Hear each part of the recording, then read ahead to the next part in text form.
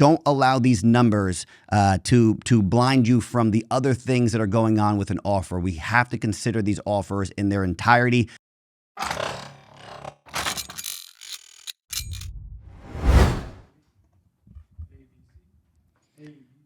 Does this stuff get, does this, the water in the shot or no?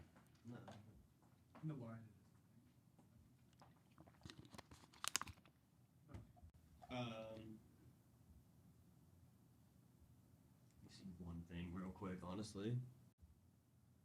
Sweet. You think that'd be a good thing or a bad thing to have the timer on there?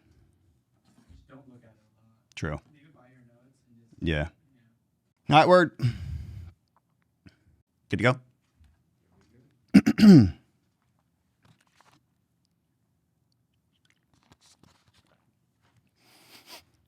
Hey, what's going on? Welcome back to the Closing with Cory podcast, episode number 13. Thank you guys for tuning in. As always, please subscribe, hit the notifications, do all that good stuff, comment. We got a bunch of good content coming up.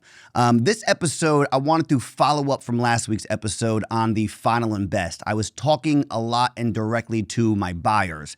On this one, I want to go on the opposite side of that and speak a little bit to my sellers when it comes down to final and best, when it comes down to the craziness and the power that these sellers have listing their homes onto the market right now. Because if we want to be honest, sellers are controlling everything real estate related. They are controlling the inventory. They are basically sitting on their iron throne, letting people know, hey, this is when we want the offers in. This is when I want to close. These are the types of terms that we want to have. If there's one thing that I want to get through on this episode, it is not to be greedy in this market. There's a saying that if you want to see the true side of people, wait until money gets involved. And I really agree with that, because once these things start happening and once a seller starts to see what these numbers are coming in at, a little bit of that greed can take over, and that can take away from them going with their gut and making what is realistically the best decision. So let's go through a couple of things as far as what I've seen, and just a couple of notes that I have on here for things that a seller is going to want to definitely take in consideration once these offers start coming in. And by all means, just to get this point across, I am not saying to not accept the offer that is at the highest price point. Clearly, when we are listing your home, the goal is to accept the best offer at the highest price point with the most attractive terms. But in all those three things, the first thing on there is the best offer. I had this conversation a lot, is that the highest offer sometimes isn't always the best offer. So you need to be able to allow your real estate agent to be able to look at all the different factors that goes into a highest and best offer, because it's a lot more than just the black and white. Here's what the number is. Here's what the closing date is. Here's what the loan is. There's a lot that has to go into it. A lot of behind the scenes that has to go into it to make sure that these offers are exactly what they appear. Another thing too that's very, very important that I have with both the conversation with both my buyers and my sellers is the conversation to understand that the list price and the market price are two completely different things. On the buying side, it's very tough to see a list price of $499.9 and to have your real estate agent say, hey, we should offer $575 for this property. And on the opposite side of that, it's very hard for a seller to see all of these homes that are selling, let's say at $575 and $564 and all within that mid-5 range, and to wrap their heads around the idea where the most strategic pricing for their home is going to be at $4 or $549.9, right in the middle, to become aggressive in the market value.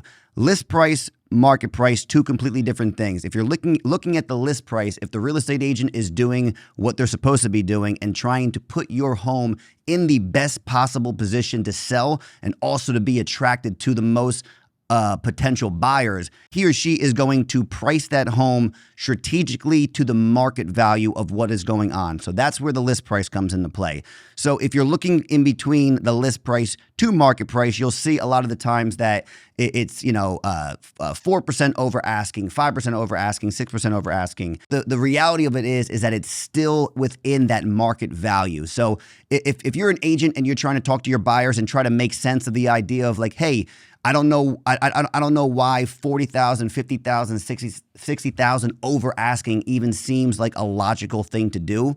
If you're able to provide those comps and to say the market value is actually at X, we are here at the list price, which is at Y, and here is why we can make up this difference, and it's not going to really cause too much of an issue later on down the road, appraisals, all that kind of stuff, which we'll also talk about as well too. But that's something that I go back and forth with a lot more on the buying side, but then also on the selling side. Again, as far as that word greed, if you're seeing these homes in your neighborhood selling for an astronomical price, and you're trying to think of, oh, this home sold for $980, I'm going to list my home at $979.9. It's not exactly the way that things go. We want to be able to price it strategically on the overall market value and what the average of these homes that are comparable to your home are selling. This way, it's going to appeal to as many buyers as possible, and you're going to hopefully get as many offers as possible. What's going on, everyone? Let's take a quick break to talk to you guys about Simplicity Title. You may not know this, but when you're buying a home, there is a lot of work that goes into getting to your closing, including title insurance. Title insurance is a financial protection due to property defects for mortgage lenders and home buyers.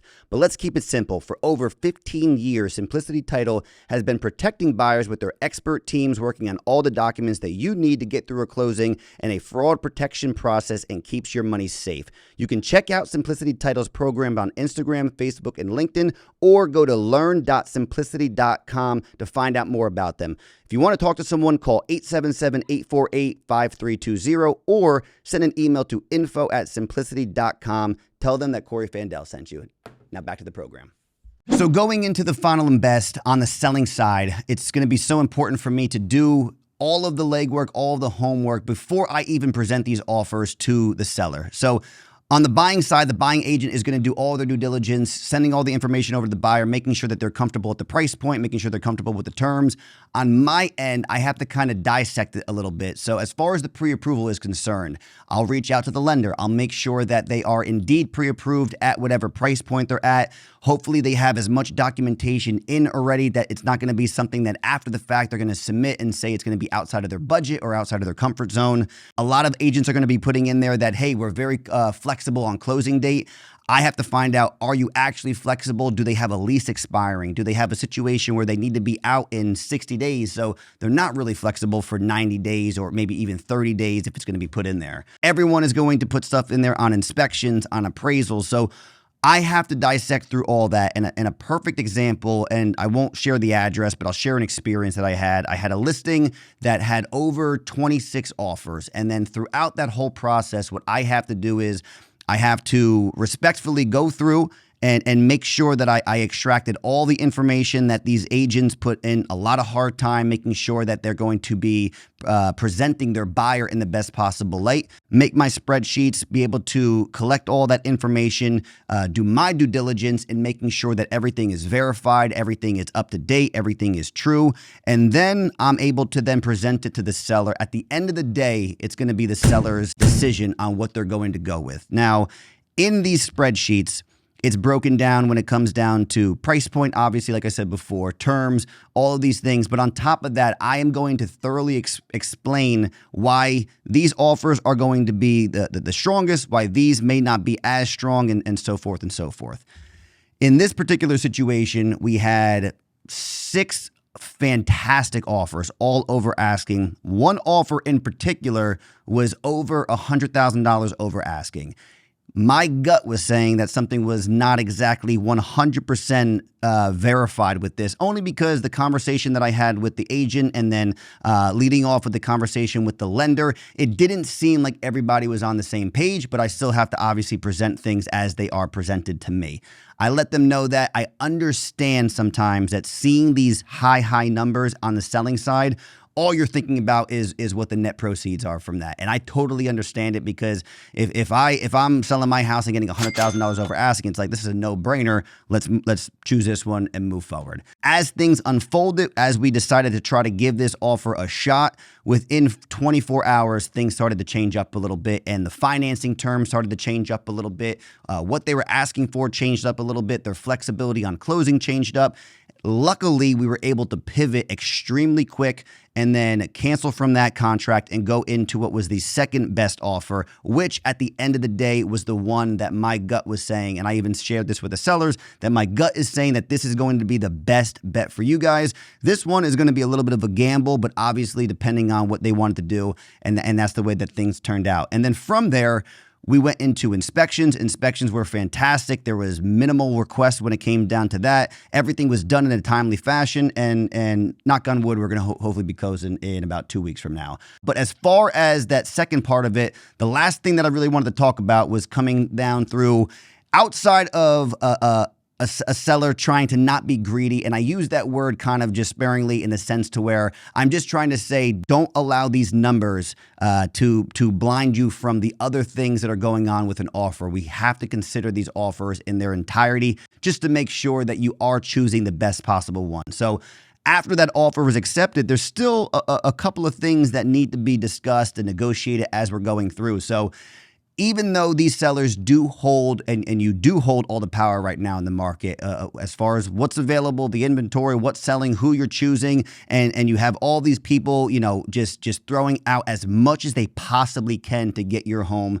When it comes down into appraisals, when it comes down into inspections, don't allow that greed to overflow throughout the entire transaction.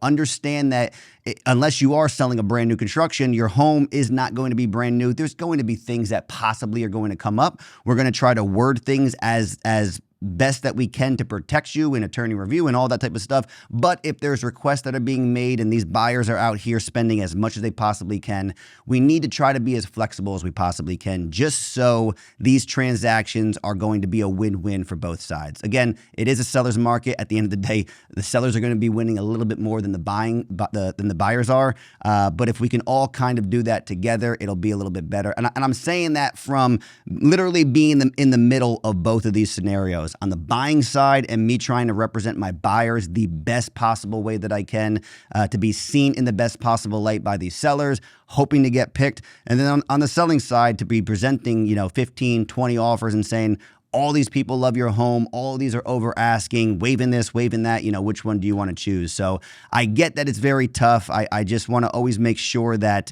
on my end and the way that I do business and the way that I am communicating, because I'm always very, very transparent with everyone that I'm working with. I'm going to let you know as far as here's what my gut is telling me. And then at the end of the day, it's going to be your decision. So when you are making that decision, just try to kind of factor in all that stuff. That's all I have for this week. I really appreciate all the feedback. As always, please subscribe, hit the notification, hit me with some comments, reach out with any questions. Next episode, I will have a guest. And outside of that, I will see you guys next week. I hope you guys have a great rest of your week. Thank you.